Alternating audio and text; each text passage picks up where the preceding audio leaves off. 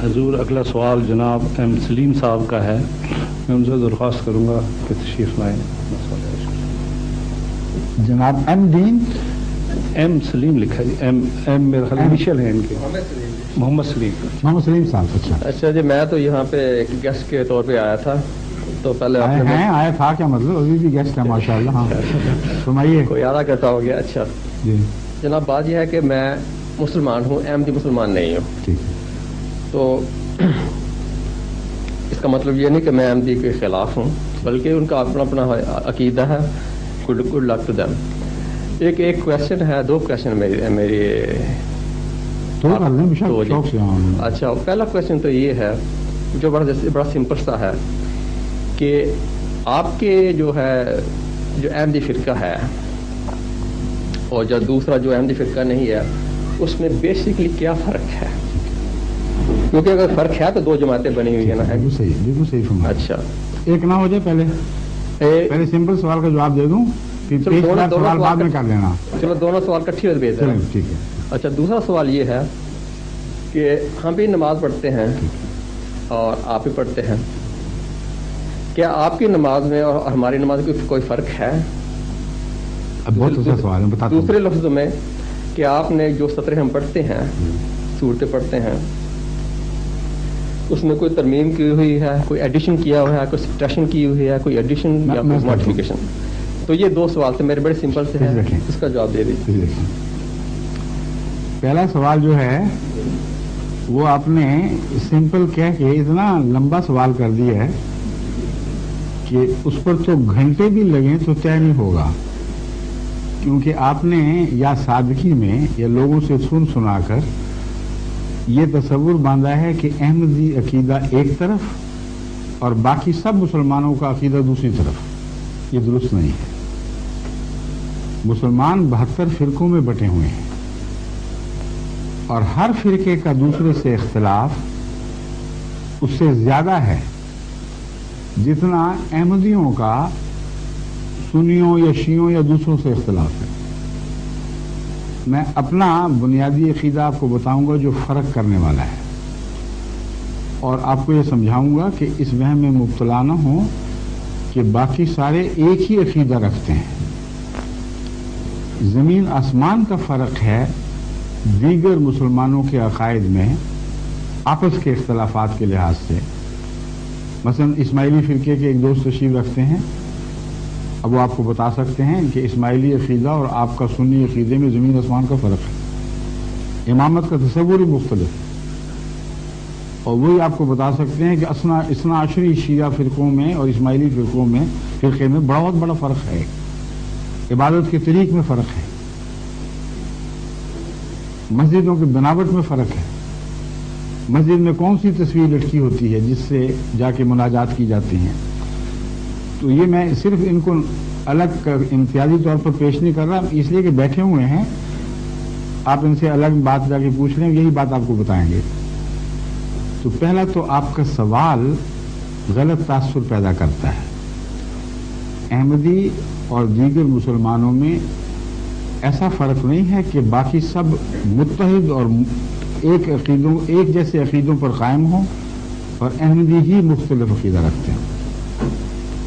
اب احمدی فرق کیا ہے جو سب کے درمیان اور احمدیوں کے درمیان تفریق کر دیتا ہے؟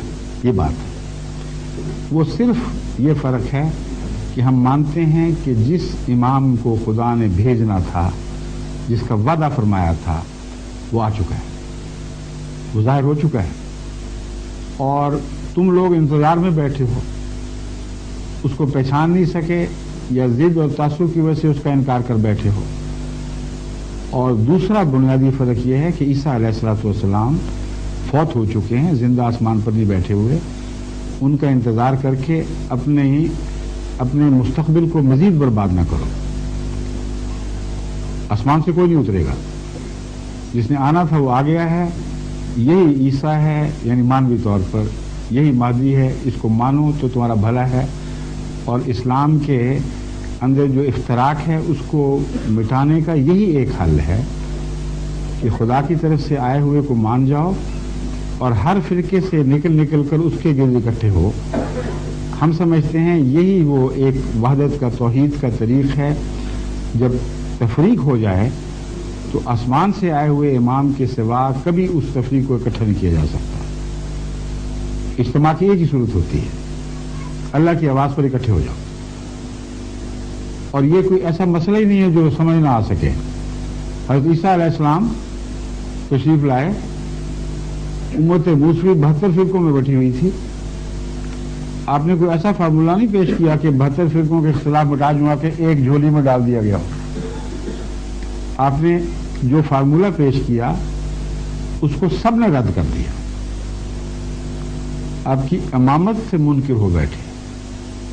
اور وہ پہلی بار ہے کہ امت موسوی اس زمانے میں ایک چیز پر اکٹھی ہو گئی ہو. اس سے پہلے کبھی اکٹھی نہیں ہوئی تھی. قرآن کریم ان کے اختلافات افتراق کا کثرت سے ذکر فرماتا ہے. پھٹ گئے ان کے دل, وہ ایک دوسرے سے جدا ہو گئے. اکٹھے ہوئے تو کس بات پر ہوئے؟ الکفر ملت واحدہ. امام وقت کے انکار پر جو پھٹی ہوئی قومیں وہ بھی اکٹھی ہو جایا کرتی. بس آج جو سوال اٹھا ہے وہ اس غلط فہمی کی وجہ سے اٹھا ہے.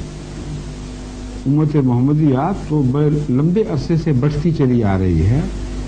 احمدیت کو سر دست بھول جائے, وہابی, سنی, بریلوی, شیعہ اور اثنا عشری اور اسماعیلی اور پھر علوی وغیرہ وغیرہ اختلافات تو اتنے شدید اور کثرت سے رہے ہیں کہ مسلسل آپس میں لڑائیاں رہی ہیں, خونریزیاں رہی ہیں, مسجدیں مسمار کی گئی ہیں, قتل و غارت ہوئے, زندہ جلا دیا گیا اختلافات پر. تو آج جو اکٹھا آپ کو نظر آ رہا ہے وہ صرف حضرت مرزا صاحب کے انکار کا اکٹھا ہے, اس کے سوا کوئی اکٹھا نہیں. آپ ان سے پوچھیں کہ اچھا ہمیں ایک وہ تو عقیدے بتاؤ جس پہ تم سب اکٹھے ہو, پھر آپ کو سمجھ آ جائے گی. اکٹھے ہیں ہی نہیں. ہر مسجد شروع میں ایک دن میں رمضان شروع ہونے کی قائل تھی, عید آئی تو پھٹ گئے اسی وقت. ایک مہینہ نہیں صبر کر سکے اتحاد پر. انہوں نے آپ کو کیا اتحاد کی تعلیم دے دی ہے؟ بس یہ بنیادی چیز ہے. جماعت احمدیہ اس فارمولے پر مسلمانوں کو اکٹھا کرنے کے لیے قائم فرمائی گئی جو ہمیشہ سے اللہ تعالیٰ کا فارمولہ ہے کہ جب لوگ پھٹ جائیں اور بٹ جائیں تو اللہ امام بھیجا کرتا ہے. اس امام کی شدید مخالفت ہوتی ہے, لیکن وہ مخالفت اس کو مار نہیں سکتی. یہ قطعی نشانی ہے. جھوٹے امام بھی آتے ہیں لیکن مٹ جاتے ہیں مخالفتوں میں. وہ ہر مخالفت کے بعد پہلے سے زیادہ طاقتور ہو کے نکلتا ہے. جتنا اس کو سکیڑنے کی کوشش کرو اتنا بڑھتا چلا جاتا ہے.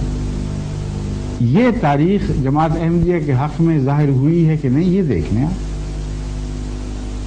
اور جب سے ان علماء نے مخالفت شروع کی ہے اور اتحاد کیا ہے مخالفت پر, اس وقت سے ان مجاہدین کو پاکستان میں جہاں سب سے زیادہ مخالفت ہے اللہ تعالیٰ نے کیا کیا برکتیں عطا فرمائی.